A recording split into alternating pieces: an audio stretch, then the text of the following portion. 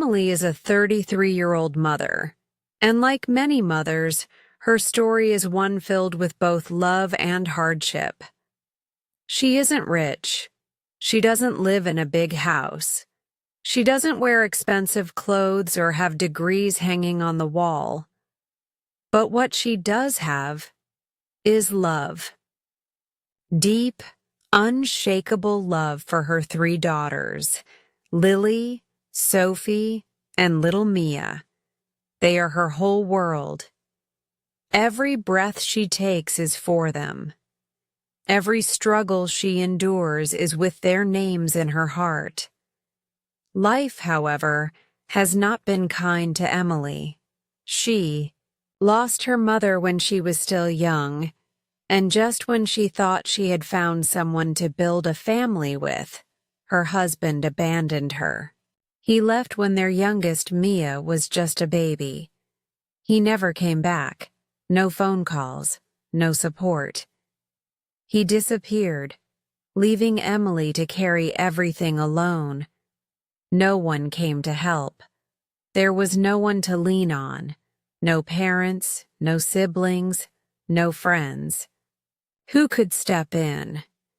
She became both mother and father, provider and protector. She lived in a small apartment with barely enough to get by. Every month, the same cycle. Rent, bills, food, worry. But despite everything, she never gave up. Emily did. Not have a fancy job? She didn't wear a uniform or work behind a desk. She became a taxi driver, not because it was her dream, but because it was the only way to earn money and take care of her daughters. She didn't even own a car. Every month, she rented one, with the little money she had. Then she drove from morning till midnight, through heat, through cold, even when she was tired, sick, or close to tears. Some passengers were kind, others were rude, some didn't even pay. But she kept going, because stopping wasn't an option. Her daughters needed food, they needed clothes, they needed a roof over their heads. And even though she had very little for herself, Emily gave everything she could to her girls. She didn't complain. Each night, after a long day behind the wheel, she would come home quietly, walk into the bedroom, and see her daughters sleeping. That's when the tears would come. Soft, quiet tears of both pain and love. She would sit beside them, hold their tiny hands, kiss their foreheads, and whisper, "I love you. I'm doing this for you." That's what kept her going. This part of Emily's story is not about one big event or a dramatic twist. It's about the silent power of a mother's love. The kind of love that drives a woman to work without rest, to fight without reward, and to give without receiving anything in return.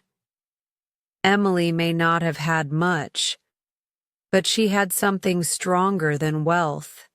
She had purpose, and in her quiet apartment, with her tired hands and aching body, she showed the world that sometimes the strongest people are the ones no one notices, the ones who carry everything, and still smile at their sleeping children.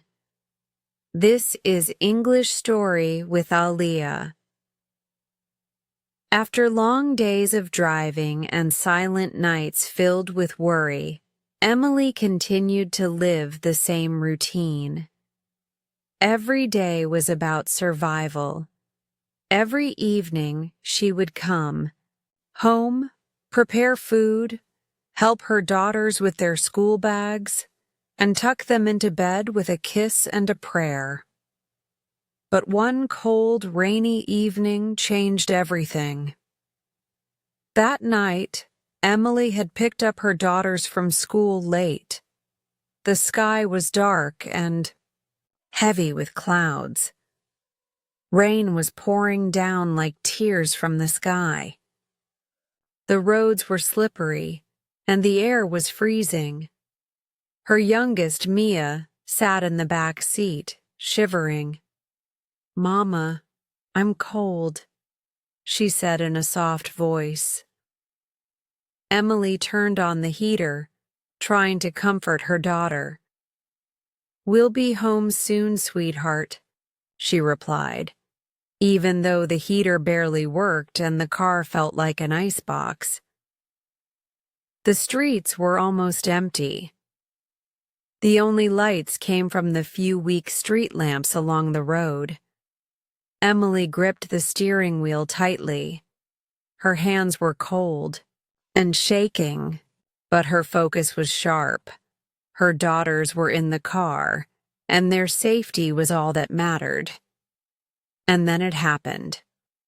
A bright light flashed suddenly from the side.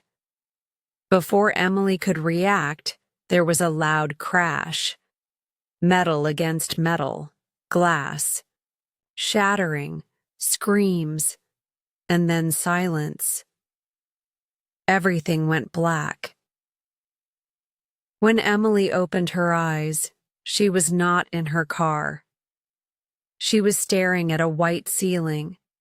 Strange sounds filled the room. Beeping machines, the smell of medicine, and faint voices. She realized she was in a hospital. Her head was heavy. Her body ached. She tried to move, but her arms felt weak. And then, fear rushed in. Her daughters. Where were they? She tried to speak, but her throat was dry. Lily, Sophie, Mia, she whispered with all the strength she could find. A nurse walked in, her face calm and gentle. She held Emily's hand and said, "Don't try to move." "You were in a serious accident." Emily's eyes filled with tears. "My daughters," she whispered. "Where are they?" The nurse smiled softly. "They're safe.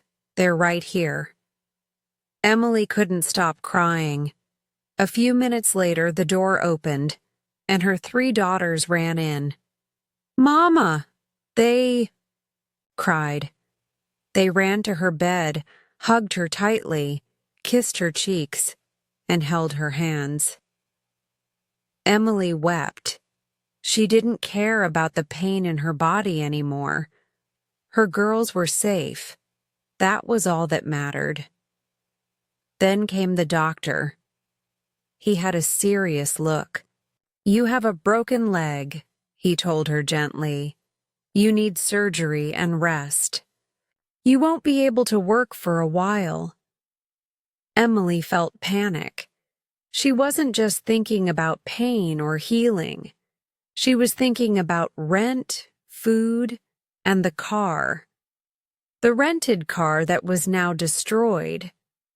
Worse, she had crashed into an expensive car, and the owner was demanding $20,000 in damages.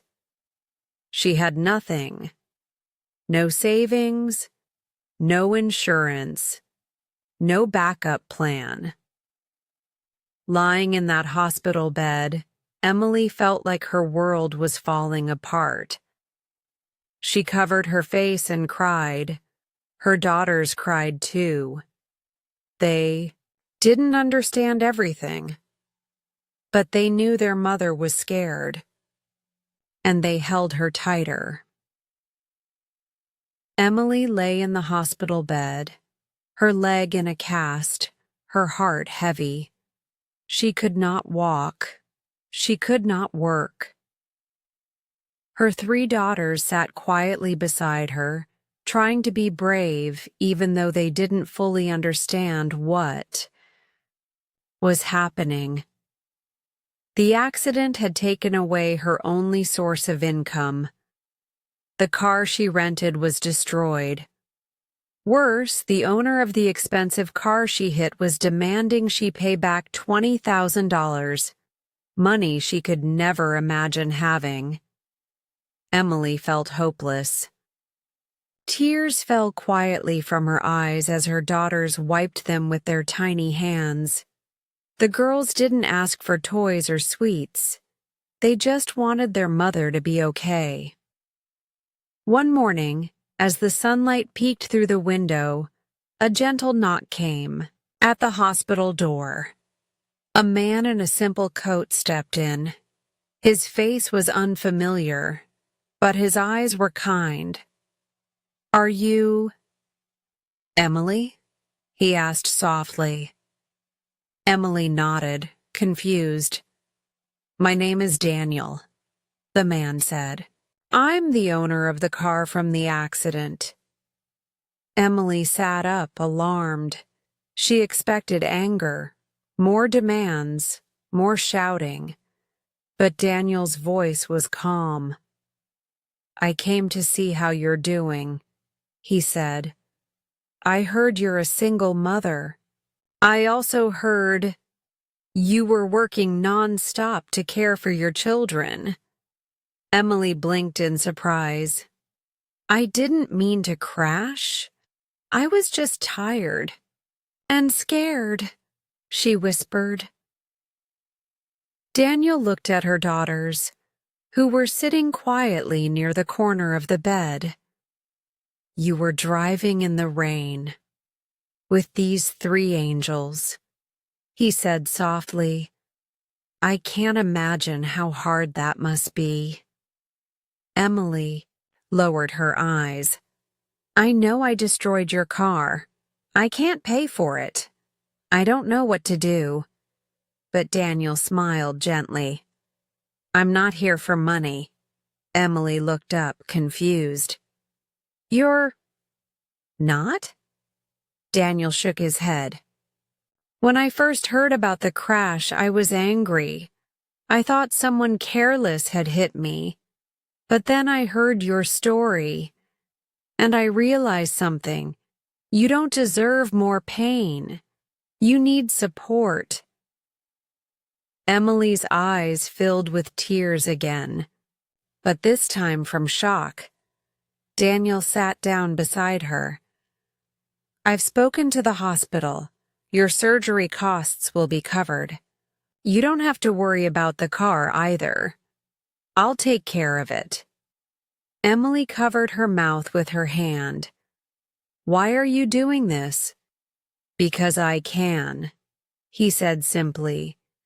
"And because my mother once struggled just like you. She had no one. I wish someone had helped her." Emily couldn't speak. Her daughters ran over and hugged her tightly. "Mama, did you hear that? We're going to be okay." Daniel smiled at them and reached into his pocket. "Here's something small to help you restart," he said, handing her an envelope. Inside was money, not just a little, but enough to survive for the next few months. What this teaches us. Sometimes in life, help comes when we least expect it. Emily had lost everything. She was tired, injured, and out of hope. But one man's kindness gave her back more than just money. He gave her a second chance. This part reminds us that one good action can change someone's life, and that even strangers can become blessings. After Daniel's visit, everything changed. Emily couldn't believe what had happened. Just a few days ago, she was broken, both physically and emotionally. She couldn't walk, couldn't work, and couldn't feed her children. She felt like A failure. But now a stranger had stepped in and offered help with no expectations. He paid the hospital bills, forgave the car damage, and gave her enough money to support her daughters while she healed. For the first time in weeks, Emily allowed herself to breathe deeply. She sat up in her hospital bed and looked out the window. The sky was brighter, the wind softer. She felt something inside that had been missing for a long time: hope. After a few more weeks of rest, Emily was discharged from the hospital. Her leg was still in recovery, but she could walk slowly with support. Her daughters stood on either side of her, holding her hands, helping her take each step. When they returned to their tiny apartment, it didn't feel as dark as before. The broken ceiling, the small bed, the cracked walls, they were still there. But so was something new: possibility. Emily looked at her daughters and said, "We're going to be okay. I promise." Over the next few days, Emily started planning her future. She didn't want to rely on help forever. She wanted to work again, but this time, smarter. She used some of the money to buy second-hand clothes for herself and the girls. She bought school supplies for her daughters and even a small table where they could do their homework. Then she searched for a job she could do while still healing. She couldn't drive yet, but she found work at a small community health center nearby. It didn't pay much, but it was something, and it gave her a reason to keep moving forward. Every evening, when she returned home, tired but proud, her daughters ran to hug her. Their little voices saying, "Mama, we missed you," gave her strength she never knew she had. One evening, after putting her daughters to sleep, Emily sat quietly at the table and wrote a letter. It was addressed to Daniel. In it, she wrote, "Thank you for saving my life, not just with money, but with kindness. You didn't have to help, but you did. And because of you, my daughters smile again. I will work hard, not only for them, but to become someone who, one day, can also help others the way you helped me. You've reminded me that there are still good people in the world, and now I want to be one of them." She placed the letter in an envelope and mailed it the next morning, hoping it would reach him and show how deeply his actions had mattered. What this teaches us. This part of the story shows how a simple act of kindness can give someone the strength to rebuild their life. Emily didn't just recover. She rose with even more strength, determination, and love. Sometimes we think help has to be big or dramatic. But the truth is, the right help at the right time can change everything. And when someone believes in us, we start to believe in ourselves again. Months had passed since Emily's accident. Life was still difficult, but it was no longer full of fear. With each passing day, she became stronger, physically, emotionally, and mentally. Her daughters were going to school again. Their smiles had returned. The little apartment still wasn't perfect, but it now felt like a home. A home filled with laughter, love, and hope. Emily continued to work at the community health center. She helped people who were poor, sick, or struggling, people like she once was. She listened to their stories, offered them comfort, and made sure they never felt alone. She wasn't just earning a living, she was making a difference. Every time she helped someone in need, she thought of Daniel, the man who had helped her when she needed it most. One day, as she was finishing her shift, a young woman entered the clinic holding a baby. She looked tired, scared, and unsure. Emily welcomed her with a warm smile. The woman said she had no money and nowhere to stay. She needed help. Without thinking twice, Emily brought her a chair, gave her water, and listened to her story. Then she spoke softly and said, "You're not alone anymore. We'll help you." That night, as Emily walked home, she felt something deep in her heart, a quiet pride. She had become the kind of person she once needed, and now she could be that person for others. Back at home, her daughters were waiting at the door. They hugged her tightly. "Mama," one of them said, "our teacher asked us to write about our hero, and I wrote about you." Emily's eyes filled with tears. Her past had been painful, but it led her to this moment where she was a mother, a helper, and a true example of strength.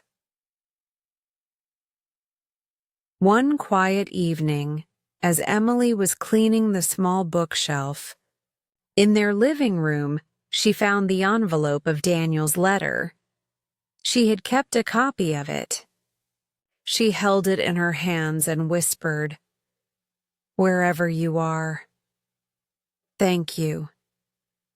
You changed my life." And in her heart, she knew one thing clearly. She would keep going. Not just for herself, but for everyone who needed hope. For the viewer, Emily's story is a reminder that life doesn't always go as planned. Sometimes we fall, and it feels like we won't get up again. But healing is possible, and even from the darkest moments we can rise. With love, courage, and help from kind people, we can create a new beginning, and when we heal, we become someone else's light. Emily started with nothing, just pain and fear. But in the end, she built a life full of meaning, love, and purpose. That's what true success looks like. This is English Story with Aaliyah. Thank you for following. Emily's Journey. If you enjoyed this emotional story, don't forget to like, share, and subscribe for more real and inspiring English stories that help you learn and grow.